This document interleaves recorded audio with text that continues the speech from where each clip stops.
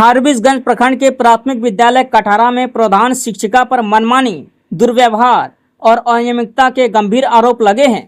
विद्यालय के शिक्षकों, शिक्षा सेवकों और ग्रामीणों ने प्रखंड शिक्षा पदाधिकारी को आवेदन देकर कार्रवाई की मांग की है।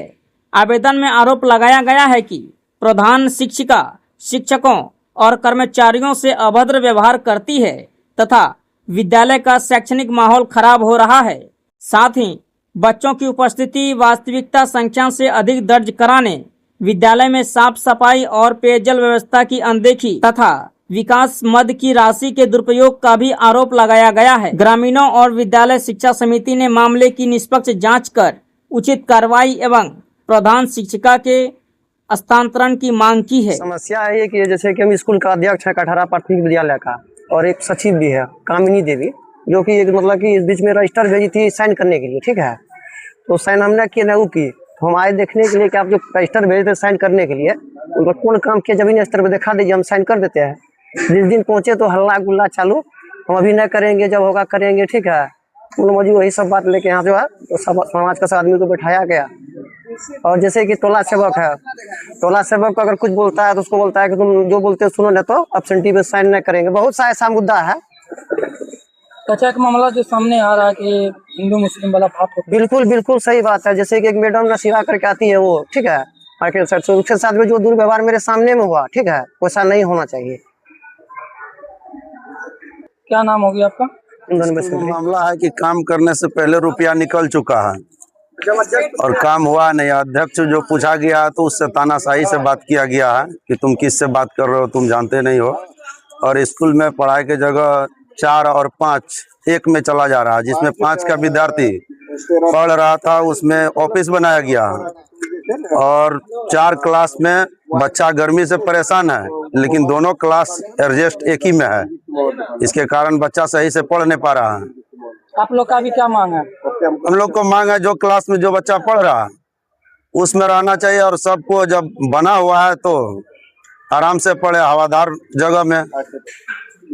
और दोनों विद्यार्थी एक जगह पढ़ेगा तो कोई पढ़ नहीं पाएगा। स्कूल जैसा चलना चाहिए, धर्मशाला जैसा नहीं। हम ये चाहेंगे ये स्कूल का विधि व्यवस्था सब दिन से बढ़िया से चल रहा था, कहीं कोई तरह दिक्कत नहीं। अच्छा से पढ़ाई लिखाई MDM सारा, जब से ये मैडम यहाँ आई है, यहाँ जातिवाद का समस्या उठा रहा है, धर्म का समस्या उठा रहा है, जूनियर सीनियर का समस्या उठा रहा है। विद्यालय मान लीजिए जो हर वर्ग के लिए अलग अलग क्लास है, अपना बड़ा सा मतलब नहीं होता फार्म हाउस खोल के एक रूम को 2 रूम में टच कर दिया, 4-5 एक जगह पढ़ाई करता है, बड़ा सा कमरा को अपना ऑफिस बना लिया है। मतलब छुआछूत का भावना यह मैडम यहाँ परोस करती है। हम लोग यहाँ पर जितना भी किरचिया पंचायत के जनप्रतिनिधि सब यहाँ पर पहुँचे, सारा विधि व्यवस्था के देखे, सारा विधि व्यवस्था यहाँ पर अच्छा से नहीं चल रहा है। जितना स्टाफ है सब स्टाफ इससे कष्टदायक है।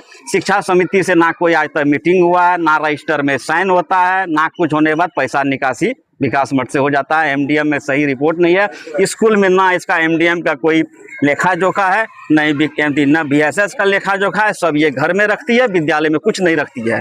तो हम लोग टोटल ग्रामीण यहाँ पर आए, मैडम ये विधि व्यवस्था जो आप यहाँ खराब कर चुके हैं, इसका क्या है? तो नहीं, ये मेरा स्कूल है और हम जो करेंगे वही, हम यहाँ का प्रिंसिपल है। तो हम लोग यही बोले, आप स्वतः ही विद्यालय से आप जाके प्रखंड में योगदान दे दीजिए।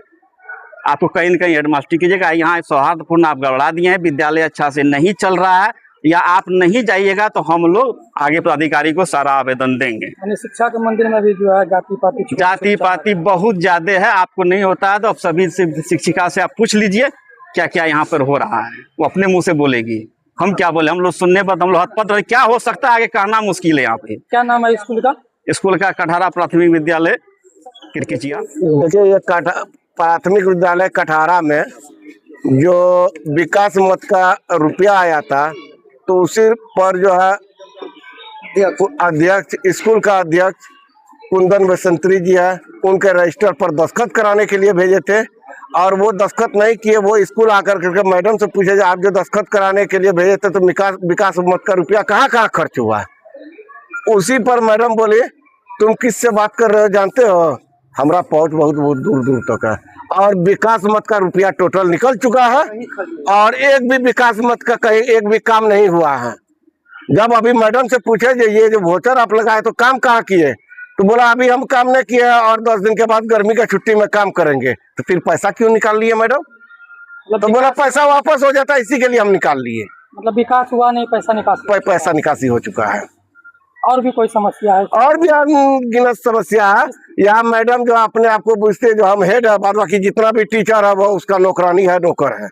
वो टीचर को कहेगा सत्तू पिलाइए, वो टीचर को कहेगा जो आप तुम मुस्लिम हो, तुम ये खाते हो वो खाते हो, तुम्हारा बच्चा तुम्हारा हाथ का जो है नहीं पढ़ेगा, तुम धर्म परिवर्तन कर लो। ये कहाँ का? एमडीएम का रिपोर्ट जो है विद्यालय में लगभग 30-40 बच्चा में उनका कहना जो 125 बच्चा का रिपोर्ट भेजो, वो नहीं भेजती है। तो वो सरकारी मोबाइल से तो नहीं भेजती है रिपोर्ट, वो टोला सेवक का मोबाइल से भेजती है। कल कोई तरह का मामला आएगा तो टोला सेवक का फंसेगा जांच में।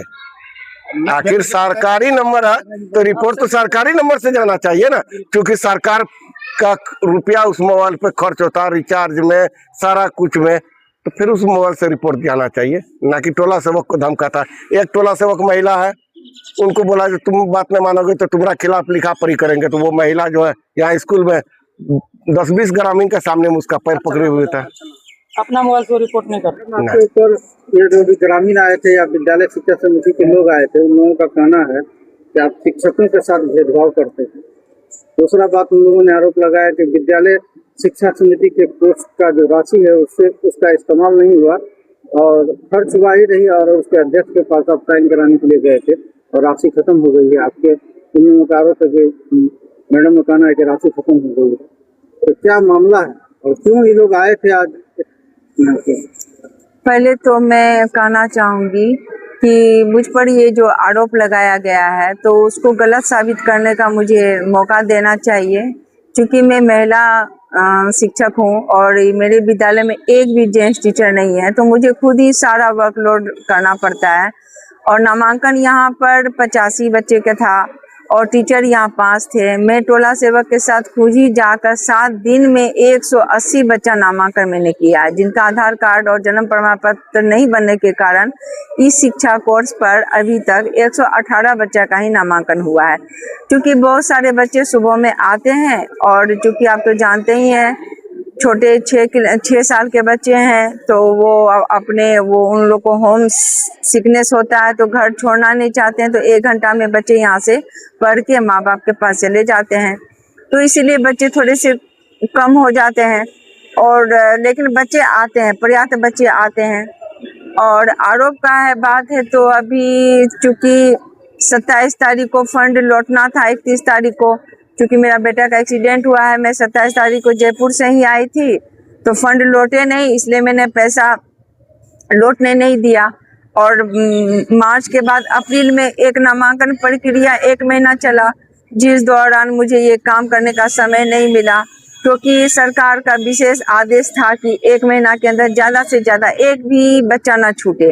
इसी में मैं सारा उस ऑर्डर में लग गई, जिस 2 घंटा मैंने पोषक क्षेत्र घुमा है और चूँकि 85 बच्चा से लेकर 180 बच्चा का नामांकन कराया, तो ये आसान बात नहीं है। और उसके बाद मैं काम नहीं कर पाई, जिसके लिए मैं क्षमा चाहती हूँ। और पैसा का बात है तो पैसा मेरे पास अभी भी पर्याप्त वो राशि रखा हुआ है और शिक्षा विभाग का पैसा कोई छू नहीं सकता है। वो कुछ टेबलेट में है, 8000 टेबलेट को रिचार्ज कराया गया है और कुछ मैंने ऑफिस से बनाया, चूँकि टीचर्स मीटिंग में परेशानियाँ होती थी। विद्यालय बहुत छोटा था ऑफिस, जिस वजह से आगे मैंने प्रिंटर भी खरीदने का बात किया, क्योंकि फोटो स्टेट कराने में बहुत दिक्कतें आती है और इस शिक्षा कोर्स पर काम भी नहीं हो पाता है। तो मुझे वाईफाई भी लगाना है, क्योंकि अभी समर वेकेशन आने वाला है, तो 3-4 दिन है बस बचा हुआ। इस वजह से फर्श भी काफ़ी टूटे हुए हैं, मैंने लिखित में भी दिया है डीओ ऑफिस में। और चूँकि 2 टेक विद्यालय हैं यहाँ पर, एक टेक विद्यालय को तो 2 मिला गया है, 8 कमरा है और बाकी बच्चे 5 कमरे। तो इसमें विद्यालय में पढ़ाई में बहुत परेशानियाँ होती है, शिक्षक बहुत हैं, बच्चे भी काफ़ी नामांकित हो चुके हैं। क्या भेदभाव का मामला ये है कि एक सीनियर टीचर है माया कुमारी सुमन, वो दीक्षा ली हुई है, तो नसीबा परवीन, चूँकि नसीबा परवीन उन्हें फोर्स कर रही थी वो कुछ खिलाने के लिए, तो वो बोली हम नहीं खाएंगे। तो इसी बात में मैंने उन्हें कहा कि हम लोग खा लिए हैं, सारे टीचर्स खा लिए नसीबा जी, तो उन्हें आप क्यों फोर्स करें, जो सच्चाई है। तो इसी पे वो बोली कि आप लोग हमसे भेदभाव करते हैं। तो हमने कहा कि हाँ, वो बोलती है कि गौमुखी है हम ये सब नहीं खाते हैं, उन लोग का कुछ अलग बनता है। इस वजह से उनको लगा कि भेदभाव किया जाता है, जबकि ऐसा कोई आरोप नहीं है। मैं नसीमा जी के साथ बैठ के ही नाश्ता खाती हूँ और उनको मैं अपने घर से बना के ला के खिलाती भी हूँ, वो भी मुझे खिलाती है। मैंने खाया है, उनका सारे टीचर्स खाए हैं, एक सीनियर टीचर नहीं खाई, और जिस वजह से उनको भेदभाव का फीलिंग आया। ये उनको कितना टीचर है? 5 टीचर है। आपका नाम? मेरा नाम रूबी कुमारी है। चूंकि मैं अपने प्रभारी प्रधानाध्यापक नहीं, मैं बीपीएससी एसटी से आई हूँ और मैं अपना बेस्ट देना चाहूँगी। मैं मीडिया से यही कहना चाहती हूँ कि मुझे कुछ समय दिया जाए काम करने का। मैं अपना बेस्ट देना चाह रही हूँ और देती भी हूँ। पीटी कराती हूँ, टाइम पे स्कूल आता है, टाइम पे स्कूल खुलता है, स्कूल जाना होता है। इसीलिए मुझे थोड़ा सा बस समय चाहिए। मैं अच्छा से अच्छा काम करना चाहती हूँ, अच्छा से अच्छा बच्चे को शिक्षा देना चाहती हूँ।